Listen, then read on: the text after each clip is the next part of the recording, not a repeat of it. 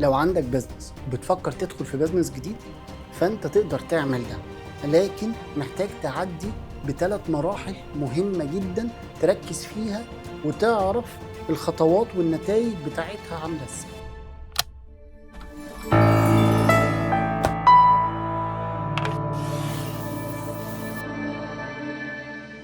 اول مرحلة ان انت تكون محدد البوصلة اللي انت هتشتغل فيها، وان البوصلة دي تبقى واضحة ليك وواضحة للشركاء اللي معاك، ومحددين بوصلة وهدف وفئة معينة من الكاستمرز وبرودكتس وسيرفيسز متقدمة بشكل واضح وبشكل مناسب للعميل المستهدف. لو انت قدرت تحدد البوصلة بوضوح فدي اول مرحلة تقدر ان انت تقول ان انا هبدا في بيزنس جديد ولا ما ابداش في بيزنس جديد واركز في البيزنس اللي انا فيه. تاني مرحله هي مرحله البايلوت فيز. البايلوت فيز دي ببساطه جدا ان انت توصل لاصغر يونت بيها تتاكد ان البيزنس ده هينجح ولا مش هينجح. يعني مثلا ان البايلوت فيز بتاعتنا ان احنا نبيع اول 100 قطعه من البرودكت ده، دي مرحله البايلوت فيز، ودي هتخلينا نعدي بكل الظروف اللي بيها نعرف البيزنس ده ينجح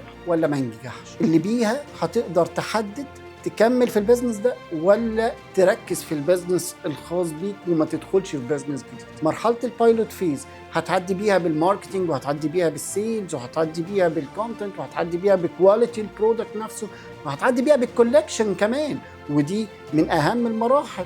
فعشان تقدر ان انت تبيع ال100 وحده وتقدر ان انت تكسب من ال100 وحده، بالتالي انت تكون عديت بتاني اهم مرحله اللي هي مرحله البايلوت فيز. تالت مرحله واللي بحب اخليها دايما لوحدها، انت بتيفالويت وبتقيم الشراكه دي بالنسبه لك مريحه ولا مش مريحه، ناجحه ولا مش ناجحه، بالنسبه لي اكمل فيها ولا ما اكملش فيها. الخلاصه ببساطه جدا، عشان تدخل في بيزنس جديد محتاج ان انت تركز في 3 مراحل وتعدي بيها تضمن ان انت تقدر تركز في البيزنس الخاص بيك وتقدر تركز في البيزنس الجديد. اول مرحله هي البوصله، تاني مرحله هي البايلوت فيز، تالت مرحله هي الشراكه وشكل الشراكه واستراتيجيه الشراكه نفسها.